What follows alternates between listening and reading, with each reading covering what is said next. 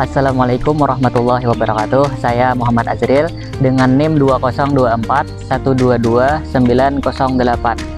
Mahasiswa dari Fakultas Tarbiyah, Program Studi Pendidikan Agama Islam, Reguler 3, Semester 3. Jadi kali ini saya akan mewawancara salah seorang guru yang mana beliau ini mengajar di SMAN 2 Kandangan ini.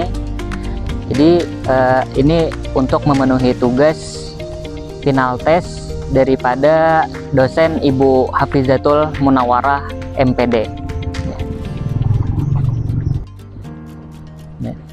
Assalamualaikum warahmatullahi wabarakatuh. Waalaikumsalam warahmatullahi. Kali ini kita akan mewawancara salah seorang guru daripada SMAN 2 Negeri Kandangan. Ya, boleh diperkenalkan dulu namanya, Bu? Oke, nama saya Yakti Hanani, SPD MA. Nah, ya. Apa riwayat pendidikan Ibu?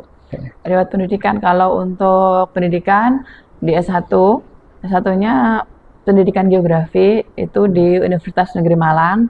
Kemudian S2 itu administrasi pendidikan itu Universitas Indonesia. Jadi jenjangnya itu. Iya. Apa yang memotivasi Ibu memilih profesi sebagai guru ini, Bu? Kalau dari sejarahnya menjadi guru itu awalnya sebenarnya ya karena dulu mungkin ya yang paling mudah yang paling mudah secara seleksi dan lain sebagainya ya. Awalnya belum ada kesadaran, oh aku ini nak jadi guru, belum ada. Cuma ya awalnya apa sih kira-kira yang bisa diterima di dulu UMPTN istilahnya ya, UMPTN ini supaya bisa masuk ke negeri. Nah kayaknya yang paling seleksi persaingannya yang paling ringan atau paling gampang itu dulu di keguruan. Mungkin kayak sekarang, kalau sekarang mungkin masuk keguruan susah ya. Nah jadi itu awal-awalnya. Tetapi kalau setelah kita masuk semasa kuliah, kita diberi banyak sekali ilmu oleh dosen-dosen, ya itu mungkin motivasi untuk mengajar atau untuk berbagi ilmu dengan murid itu mulai tumbuh saat itu. Jadi apalagi kalau dalam geografi, motivasi bagaimana kita karena ulun guru geografi ya, jadi dalam dosen-dosen geografi itu kan bagaimana kita menjaga, memahami lingkungan sekitar, bagaimana kita memahami kondisi alam hubungannya dengan manusia. Nah itu meningkatkan motivasi untuk menjadi guru. Kemudian ya guru itu ternyata sekarang semakin termotivasi karena apa? Kita merasakan ya kalau sudah jadi guru itu ada orang bilang awet muda, karena apa? Kita ketemu anak-anak muda terus-terusan, ngobrol dengan anak-anak muda yang mungkin generasinya gapnya jauh dengan kita, tapi itu memberikan memberikan kesempatan kita untuk bertemu dengan orang-orang baru, dengan murid baru, itu jadi motivasi untuk terus mengajar. Selanjutnya itu, Bu, nilai atau prinsip apa nih yang Ibu pegang dalam menjalani profesi ini? Nah, guru itu sebenarnya kan kita bukan hanya mengajar, bukan hanya transfer ilmu, ya kan? Sebenarnya kalau orang bilang yang namanya ilmu itu bisa dicari dimanapun. Jadi mau cari di internet, mau cari di Google, mau nanya ChatGPT, itu kalau ilmu gampang, dapat di mana-mana bisa. Cuma kalau dalam lingkup pendidikan, dalam lingkup sekolah, tentu yang kita ajarkan itu kan perilaku, ya kan, sikap.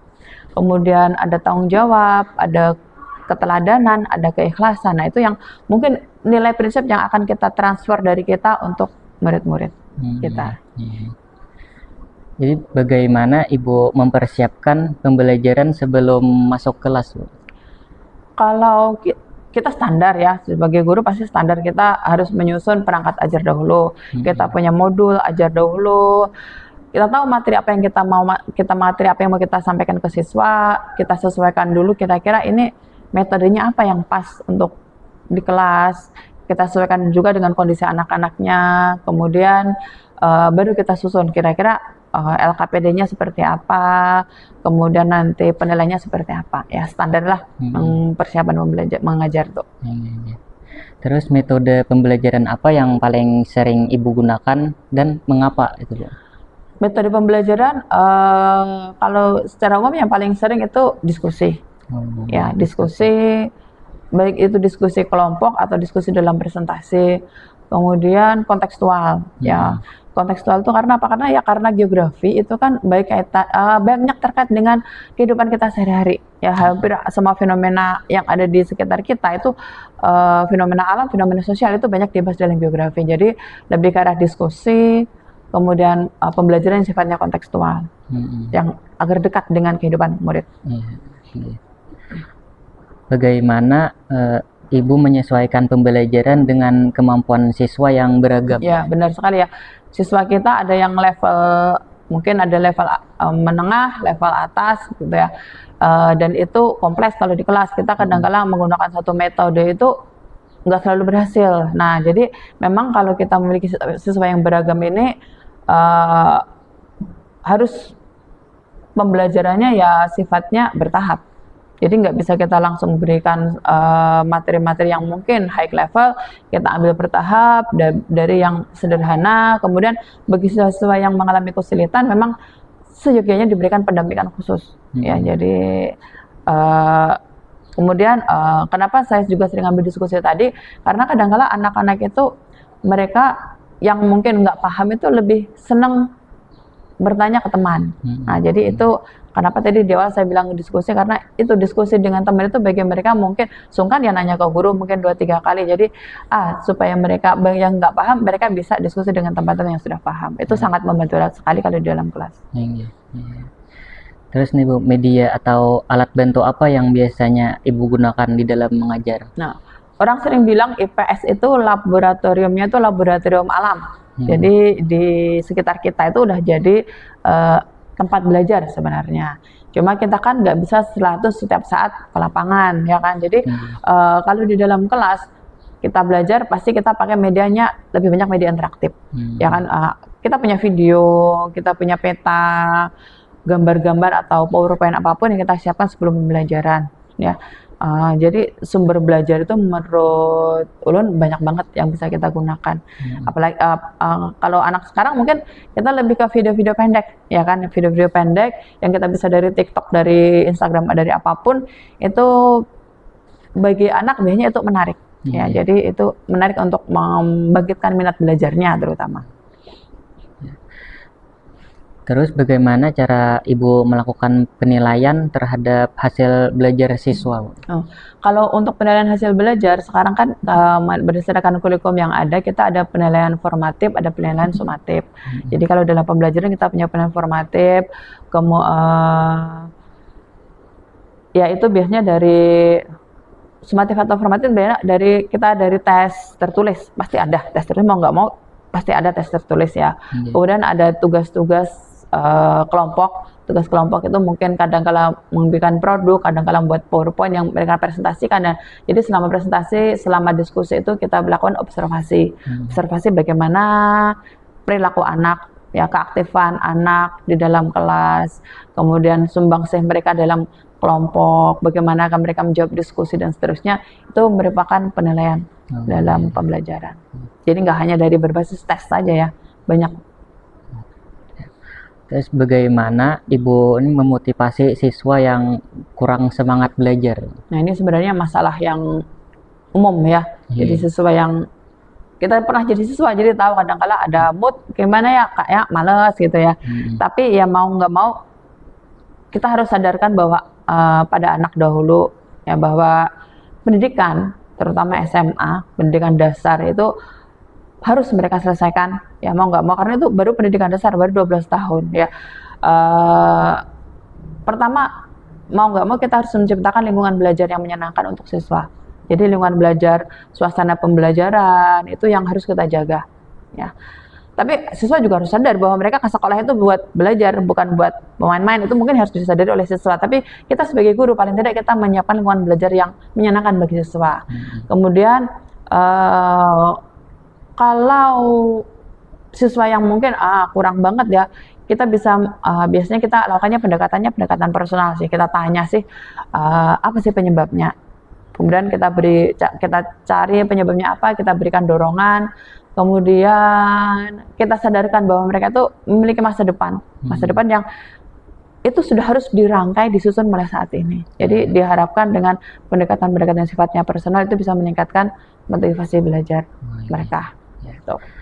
Apa pendekatan Ibu dalam menangani siswa yang memiliki masalah kedisiplinan? Kalau kedisiplinan, kita tahu setiap sekolah, ya setiap tempat itu pasti kita punya aturan. Aturan itu jelas ya, punya aturan jelas. Tapi memang pasti adalah 1-2 anak yang melanggar aturan, entah itu datang terlambat atau misalnya membolos dan seterusnya. Nah, bagi yang melanggar kedisiplinan ini pendekatannya itu tentu saja pendekatannya persuasif. Kita pendekatannya pendekatan pembinaan. Kita nggak akan apalagi sekarang hukuman fisik itu kan sangat tidak diperbolehkan ya. Jadi kalau dalam kurikulum saat ini kan ada namanya guru wali, ada wali kelas ya kan, kemudian ada orang tua. Nah, harapannya tiga ini bekerja sama. Jadi biasanya kami seperti itu.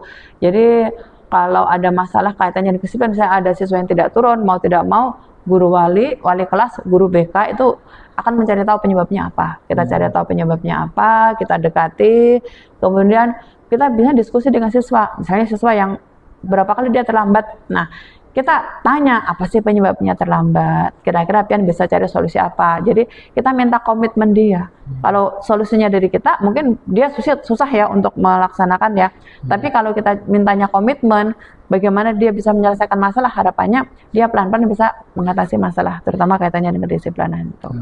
Apa bentuk pengembangan diri yang Ibu lakukan sebagai guru? Kalau pengembangan diri ya kita sebagai guru pasti nggak bisa ketinggalan informasi ya kan, karena inovasi atau apa ya kita dihadapkan dengan perubahan yang terus menerus. Jadi kalau guru bagaimana kita mengikuti meningkatkan pengembangan diri, banyak sebenarnya. Biasanya paling umum kita ikut MGMP, musyawarah guru mata pelajaran. Itu ada setiap mata pelajaran ada, biasanya kami pertemuannya sebulan sekali. Kemudian pelatihan ya, banyak pelatihan disediakan baik itu offline maupun online. Nah itu banyak diikuti, apalagi sekarang kalau kita miliki, kalau di WA grup itu kan banyak sekali ada grup-grup yang berisi apa ya, informasi pelatihan ya yang biasanya dilakukannya di luar jam pembelajaran, yang itu bisa kita ikuti. Menurut Ibu, apa kunci utama menjadi guru profesional di era sekarang? Ada yang bilang nggak ada yang abadi di dunia ini. Yang abadi itu cuma satu, perubahan. Perubahan itu pasti, ya kan. Jadi mau tidak mau, karena kita menghadapi masa yang terus berubah, teknologi yang terus berkembang, murid yang juga mengalami perubahan ya, dari Gen Z ke Gen Alpha, ya kan. Itu mau tidak mau kita harus terus belajar dan kita harus terus terbuka terhadap perubahan. Ya, itu menurut ulun prinsip utama sih. Jadi kita mau nggak mau kita harus ngikutin perkembangan zaman, kita bisa memanfaatkan teknologi yang ada, karena menjadi guru kalau kita nggak paham teknologi, apalagi teknologi terbaru, itu menurut saya sangat tertinggal. Ya, jauh tertinggal dengan muridnya nantinya kalau kita nggak ikut berubah. Supaya kita bisa ngimbangi muridnya lah. Bagaimana Ibu menciptakan suasana belajar yang positif dan menyenangkan? Kalau suasana belajar berarti kita ya di kelas, mungkin apalagi kalau jam-jamnya siang gitu ya, kita nggak bisa yang serius banget gitu ya. Kita suasananya ya santai, tapi kita tetap terarah, supaya kita bisa berkomunikasi dengan baik dengan siswa. Kemudian, komunikasi dua arah itu penting. Jadi bagaimana kita menghargai, mendengarkan pendapat siswa, itu yang perlu kita tingkatkan kalau di dalam kelas, ya, supaya nggak tegang anaknya. Ya. Bagaimana Ibu memahami dan menerapkan kode etik guru dalam keseharian? Sebagai guru mau nggak mau kita itu nempel ya, identitas guru itu nempel pada kita. Jadi mau di lingkungan sekolah, mau di lingkungan luar kerja kita sebagai guru itu kayaknya identitas yang nempel bagi kita. Jadi mau nggak mau kita dituntut untuk menjaga perilaku, tutur kata, tanggung jawab, ya, sikap jujur dalam setiap dimanapun kita berada. Jadi itu yang mungkin ya, adil, jujur, tanggung jawabnya itu harus kita pegang terus menerus dimanapun kita berada. Bukan hanya sekedar di lingkungan sekolah ya, baik itu juga di luar lingkungan sekolah. Dalam kompetensi pedagogik, bagaimana Ibu memastikan siswa itu benar-benar memahami materi? Oke. Kalau kita mau lihat siswa bisa atau tidak memahami materi, tentu kita dari tes, ya kan? Baik itu tes tertulis atau tes tidak tertulis, baik itu tes formatif ataupun tes sumatif. Jadi bisa kita tes wawancara, kita ngobrol, misalnya kita tanya secara langsung, secara lisan, atau dari ketika siswa kita tanya secara lisan, mereka bisa menjelaskan dengan bahasa sendiri, itu kita bisa paham, bisa memastikan bahwa mereka tuh sebenarnya secara pedagogis memahami materi kita. Ya. Jadi makanya dalam bahasa kita ada post-test, ada pre-test, ada post-test. Nah itu paling tidak kita secara cepat mengetahui pemahaman. Jadi, kemudian pada akhir sesi biasanya kita kan ada refleksi. Ya, bagian refleksi itu siswa biasanya dia akan menyampaikan apa pendapatnya. Nah itu kita bisa mengetahui sampai di mana siswa memahami. Terus dalam kompetensi kepribadian itu bagaimana Ibu menjaga sikap dan keteladanan di hadapan siswa, Bu? Yang pertama, jadi guru itu harus berbanyak-banyak sabar. Ya, mungkin meskipun kadang-kadang kita hilang sabar di kelas tuh, ya, tapi tetap kita jaga tutur kata, perilaku. Kemudian disiplin itu yang mau kita terapkan pada siswa. Jadi mau nggak mau kita juga harus disiplin. Kemudian konsisten. Ya, jadi kita mengajar itu kan tadi di awal sudah kita sampaikan bahwa yang namanya jadi guru bukan hanya sekedar transfer ilmu, tapi kita membentuk perilaku siswa. Jadi mau nggak mau kita juga harus konsisten antara ucapan dan tindakan kita. Jadi kita nasihati siswa, tapi masa kita sendiri tidak melakukan itu. Jadi ya itu hal seperti itu yang mungkin harus kita jaga ya agar menjadi teladan bagi siswa. Menurut Ibu apa tantangan terbesar dunia pendidikan di era global saat ini? Kalau untuk di Indonesia ya saat ini yang paling terasa yaitu kesenjangan akses. Kesenjangan akses pendidikan, kesenjangan kualitas pendidikan, jadi infrastruktur yang nggak merata. Ya, infrastruktur yang tidak merata, kalau kita lihat jomplang banget antara yang mungkin di Pulau Jawa dengan pulau-pulau terluar di Indonesia. Kemudian guru yang kurang merata. Jadi kalau kita amati ada beberapa sekolah mungkin yang kekurangan guru, tapi di sekolah lain yang kelebihan guru. Nah itu untuk bentuk bahwa persebaran guru itu kurang merata. Kemudian kurikulum yang mungkin sering dianggap kurang relevan dengan perkembangan zaman atau kebutuhan saat ini. Ya, sebenarnya kurikulum yang terus berubah itu hal yang sangat wajar karena memang dunia terus berubah, anak-anak terus berubah. Kita harus menyelesaikan kurikulum. Tapi kadang-kala ada beberapa kurikulum yang kita anggap oh ini kurang sesuai atau kurang pas. Nah, kemudian isu kesejahteraan guru. Nah, sering kita dengar kalau kita ngikutin media sosial, mungkin banyak sekali isu-isu tentang guru-guru yang kurang sejahtera dengan gaji yang kurang. Itu merupakan salah satu masalah pendidikan yang sangat kritis, terutama di Indonesia secara umumnya seperti itu. Kemudian perkembangan teknologi yang cepat. Jadi masalah apa? Jadi masalah ketika ada guru-guru mungkin yang kurang bisa mengikuti atau mengimbangi dengan perkembangan teknologi yang cukup cepat ini. Itu yang mungkin jadi masalah kita saat ini. Bagaimana Ibu menghadapi kemajuan teknologi yang masuk ke dunia pendidikan? Iya, sekarang kalau dulu orang nanya ke Google, sekarang nanyanya ke ChatGPT, nanyanya ke Gemini ya. Mau nggak mau kita juga harus memahami apa itu AI. Jadi itu yang kadang-kadang jadi beban kita. Jadi sepertinya di dunia pendidikan ini keberadaan AI itu jadi dua mata pisau. Yang salah satu memudahkan kita, tapi di sisi lain membuat siswa terlena. Ya, jadi kadang-kadang nggak proses tapi langsung pada hasil. Nah itu mungkin yang jadi kendala bagi kita. Jadi kalau kita harus menyadarkan ke siswa bahwa teknologi itu alat bantu pembelajaran, ya jadi bukan sebagai satu sumber belajar yang harus kita percaya, ya, tapi sebagai alat bantu pembelajaran.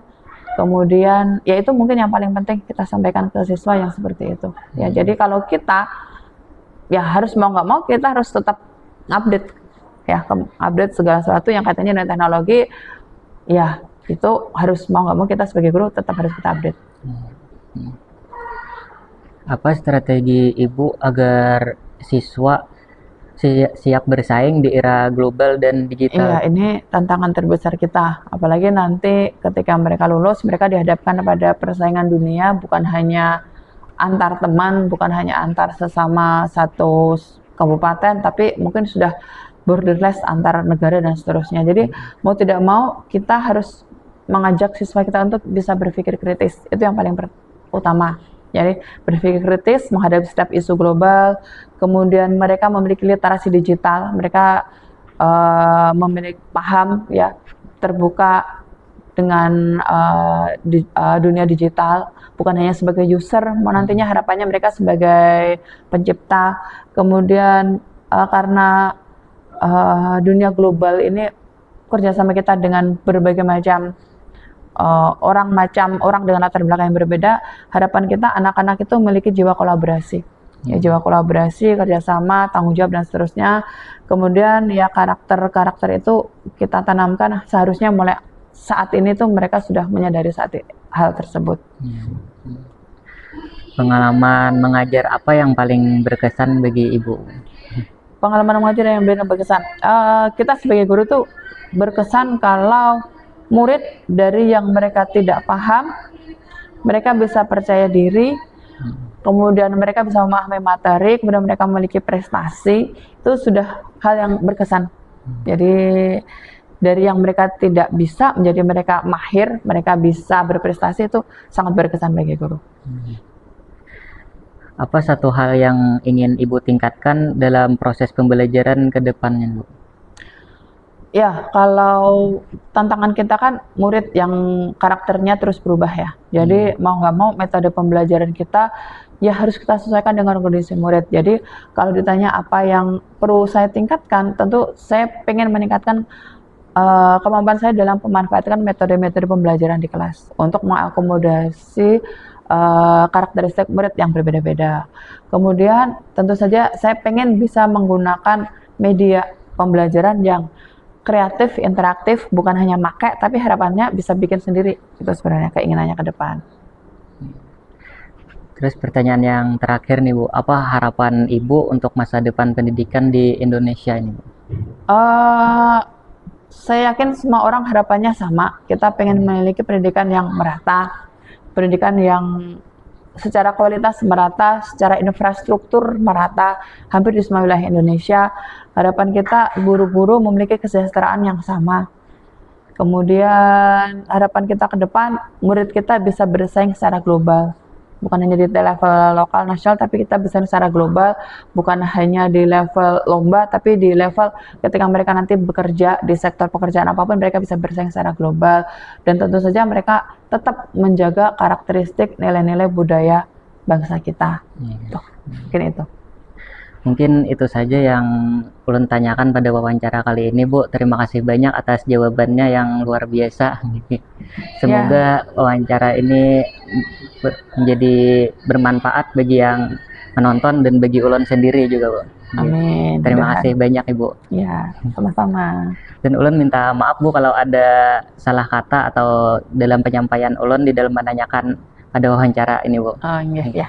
Saya minta maaf juga kalau mungkin kurang optimal dalam menjawab pertanyaan dan lain sebagainya. Ya. Semoga sukses maksudnya. Amin.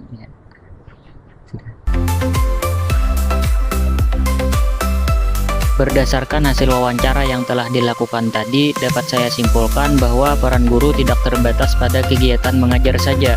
Guru juga berfungsi sebagai pendidik, pembimbing, serta sosok yang dapat menjadi contoh bagi siswa. Selain itu, guru dituntut untuk melaksanakan tugasnya secara profesional dan menyesuaikan proses pembelajaran dengan kebutuhan peserta didik. Di era digital saat ini, guru juga perlu terus mengembangkan kompetensinya serta memanfaatkan teknologi guna meningkatkan mutu pendidikan.